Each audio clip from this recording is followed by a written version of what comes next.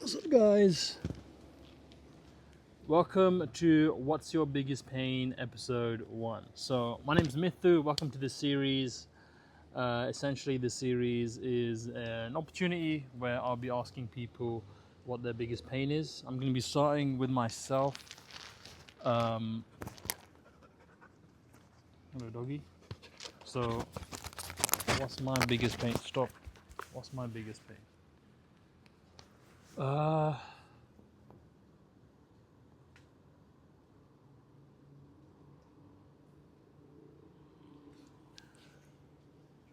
don't know. Like, my biggest pain is I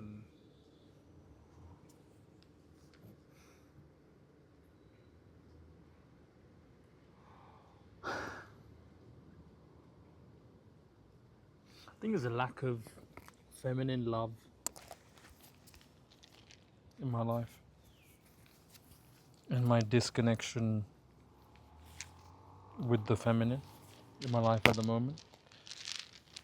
I had things happen with women that were like just very strange things that really put me off. And you know, those things happened to highlight ways in which I still had a lot of things to let go, a lot of pain, trauma from my background, from my childhood to let go of. And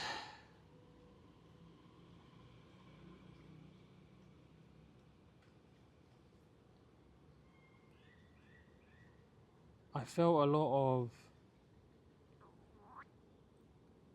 fear in my system and a huge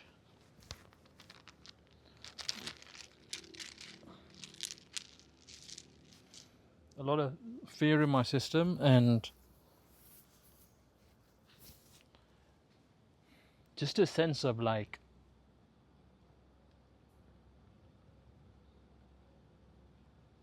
I had to earn love and I had to earn women. And I did some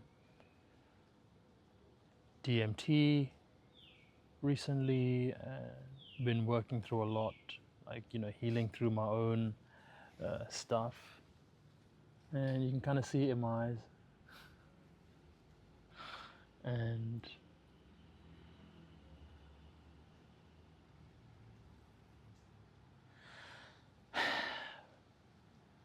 this is such a boring video for you guys. I'm not even saying anything, but it's difficult to talk about our pain when we're doing it honestly from our body, especially, rather than from our minds. But that's my biggest pain. My biggest pain is around how I feel very disconnected to women, and I'm undoing this whole feeling of I need to earn the love of women versus just feeling like women will just love me just because.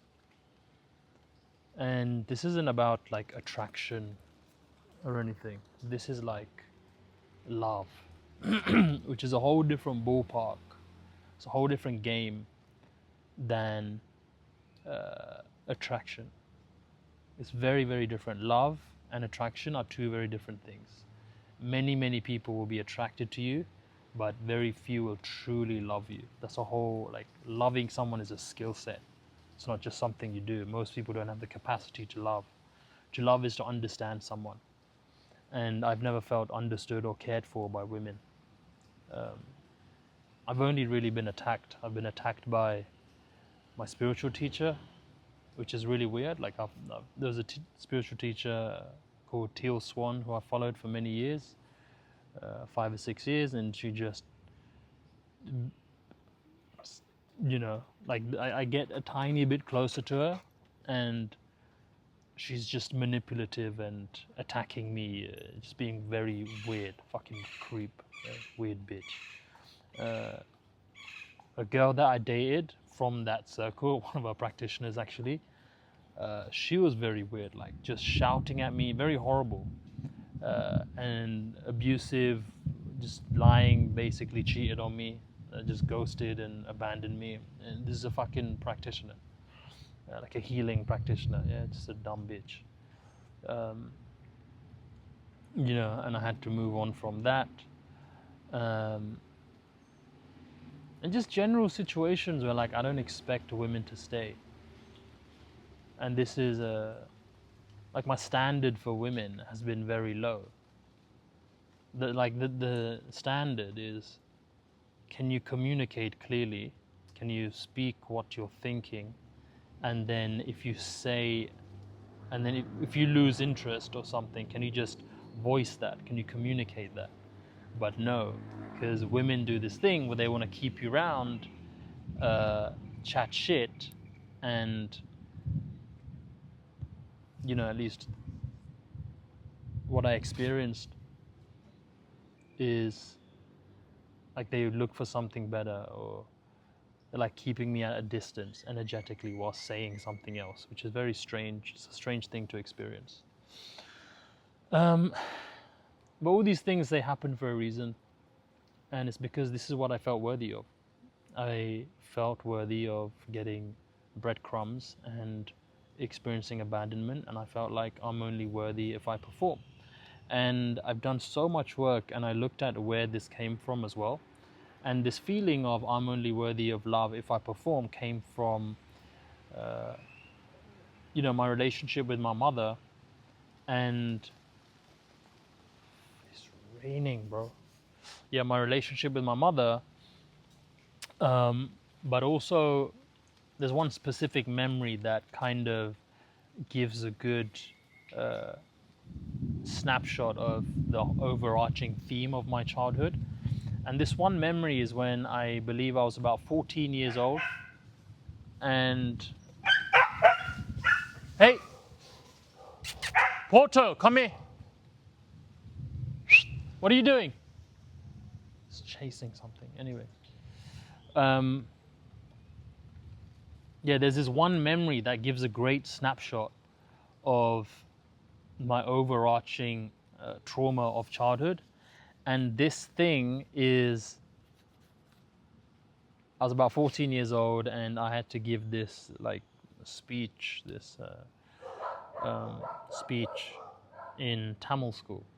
And what they wanted me to do was to make like a flower with my hand as like some kind of thing. I don't know, like make a flower with my hand like this, right? But now I can't do it properly, right? Because my hand's like this. And in that moment, like my mom's talking to the teacher and I'm there and we're trying to figure this thing out. And my mom had felt like a lot of shame in that moment. And I remember that, and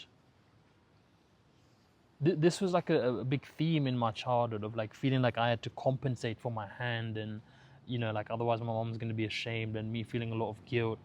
And I had to really work on this, and it's a continual journey. And it used to be way worse. Like when I was a kid, I'd always hide my hand. Like it's really strange to think about, but like I couldn't do this. I couldn't show it on camera.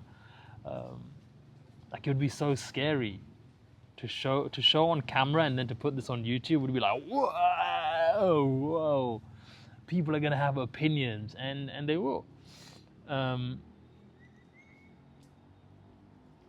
But I'm glad I got to experience that, because now I get to experience more self-love for myself, and I'm glad I'm making this video, because I get to check in and remember that, hey, there was a time when I couldn't have my hand out like this. I couldn't wear short sleeves. I'd always have to wear long sleeves. I'd always have to hide my hand under the table. I couldn't be like around women. I was petrified. Like I was absolutely terrified. I would always hide my hand. I'd always like try to compensate for it, like show them like, oh, look at my Audi, or whatever, right? Like lead with like the good thing about me, the performance aspect. And yeah, that led to a lot of pain. And yeah, I've also experienced beautiful things with women where they also saw, you know, they also loved my hand, they would like hold it or touch it or be intimate with it or just be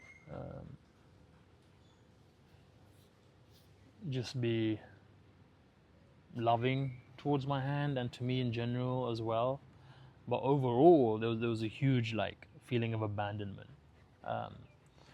and I'm at a point where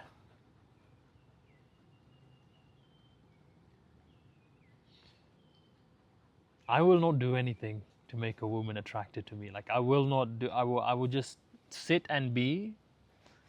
And if a woman's into me, she's into me. But I will not do anything.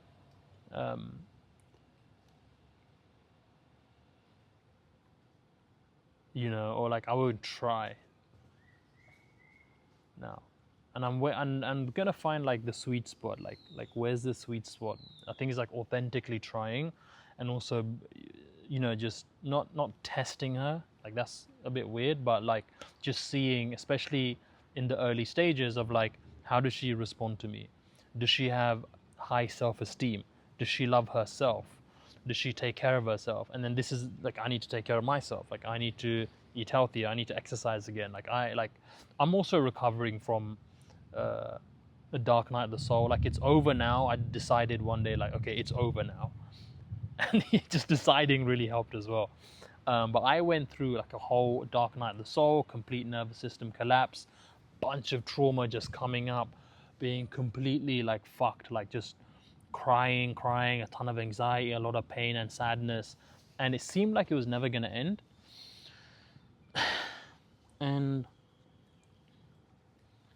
But now, thankfully, it's over. Like shit does end if you decide to love yourself and move through things. It does end. There is always a fucking resolution. Every problem has a solution. These things are like coexist in the universe. A problem cannot exist without a solution. But yeah, there is this big lack of feminine love in my life, and it's very difficult to live as a man without it. Like it's a huge pain. And I think me as a man, we come in to learn about femininity and to integrate the feminine. And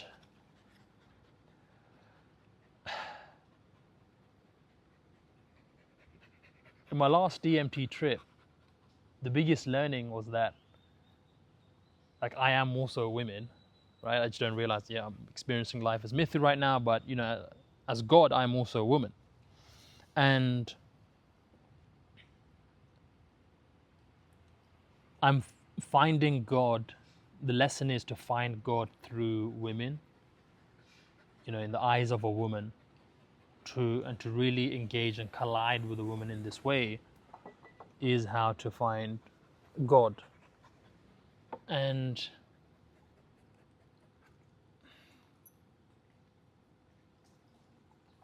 that was the message of the last DMT trip a couple of days ago, was to understand that through women I find God, and that is how I get closer to God, and a feeling of completion. And we live in a world where everyone's fucking retarded, for the most part. So many people are speaking. We're in an age where so many people are speaking and they're saying so much and they're so sure of themselves, but they're so fucking dumb. Like they're just looping on trauma and bullshit. You've got people just attacking each other and just sucking energy, and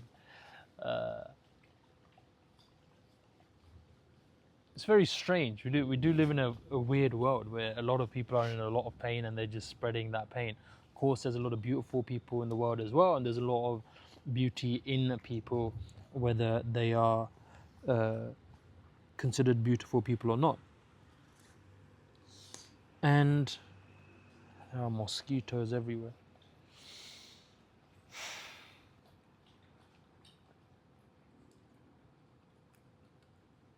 I'm in a interesting stage of my life now. I think every stage of my life has been very interesting. It truly is. It's so filled with adventure. Like, I'm a massive risk taker, and I very much lead with, oh, what do I feel like doing? Cool, do that. And then like it's just adventure, growth, like, intense like love, and like really cool like sexual or loving experiences with women, and then like heartbreak and like intense pain, or like business ups and downs, and dark night of the souls and spiritual awakenings. And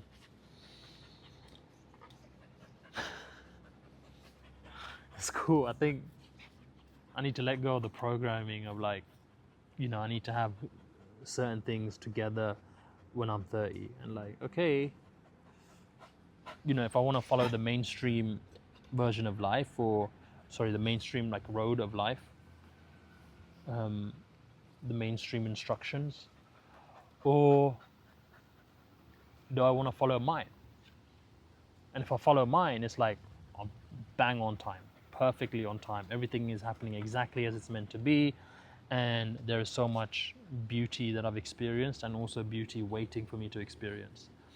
And I'm in Tulum, Mexico. My life is fantastic. I was born in London, England. There's so much variety and diversity in my life. I get to experience so much. Like, after I record this, I'm gonna jump into this pool. Look, like, this is my life. I don't work a job. I get to live my passion. I get to help people with their biggest pains for fun, basically. God tests me, and also, my life is, the best way to really live my life is to focus on the next step.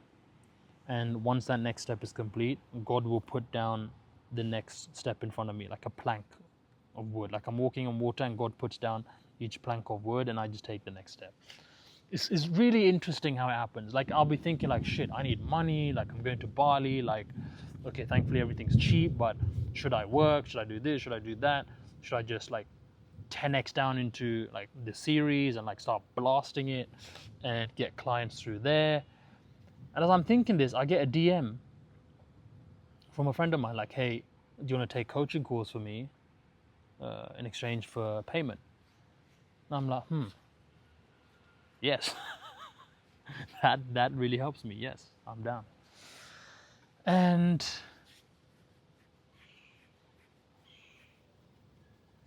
yeah, that's just makes life like the next plank just gets put down in front of me.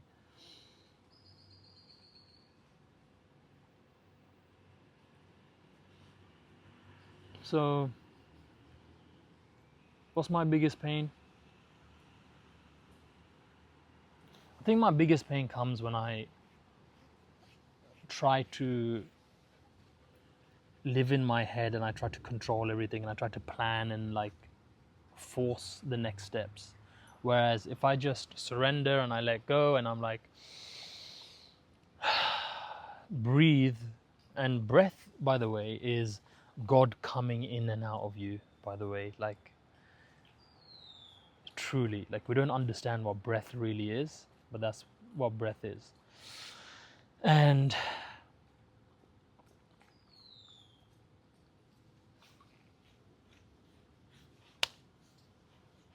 yeah, my biggest pain is my resistance to the natural flow of God, and committing to that flow, and getting out of this belief that life should be a certain way, or like reality works a certain way. I need to get away from that. Hello, cute baby. And just surrendering. That's my biggest pain. My biggest pain is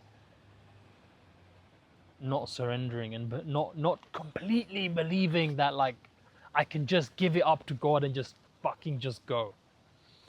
That's my biggest pain, is just not realizing that completely, and living with these matrix beliefs of like, I need to make it happen. I have to force it. I have to try so hard. Like that's, that's what I'm slowly undoing and undoing and undoing, and I'm coming closer and closer to God. And I really recommend DMT mushrooms. I've been taking, I did it twice, mushrooms with Syrian rue. It's like mind blown, mind blown, mind. It's literally, I'm there and I'm just like, oh, wait, I'm God. Oh, all right. Oh, it's like a simulation. Oh, it's like a dream. Oh, so this isn't real. I just feel like it's real. What's real is that I'm God. I'm everything. I have absolute power. Holy shit. Let me talk about this for a moment, because this is reality. The reality that we don't realize. We're all under like amnesia, like mass hypnosis. We've all forgotten, and we forgot intentionally. We're trying to learn something. We're trying to learn something. I don't know what exactly, but we're trying to learn something, and we learn something by going into our fears. Okay, so one of the learnings from the last time I did DMT is like, I feel fear because I see myself as separate to others. I am Mithu, I'm a separate being. But when I don't see myself as a separate being, there's relief. I belong with this dog, Porto. Me and Porto are one of the same. I belong with my friend Rich. It's his house. I belong with my other friends. I belong with my family. I belong with the world. I belong with humanity. I belong with my purpose. I belong, I belong, I belong.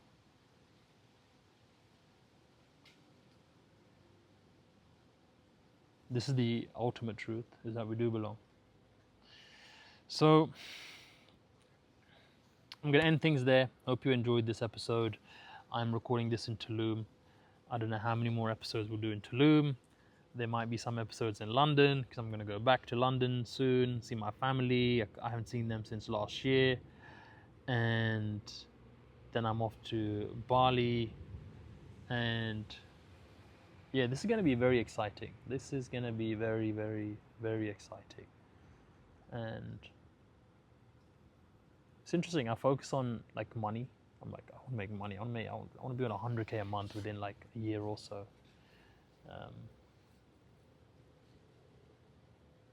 Like, I want money. I want freedom. I want to like just help my family out. Like that would be like, I'd feel so much relief once I can do that.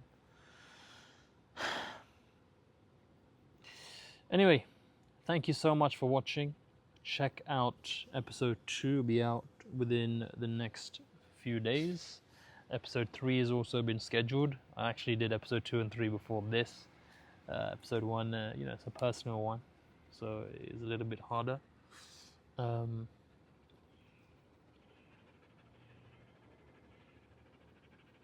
yeah, I really appreciate you watching this. Do you want to say hello?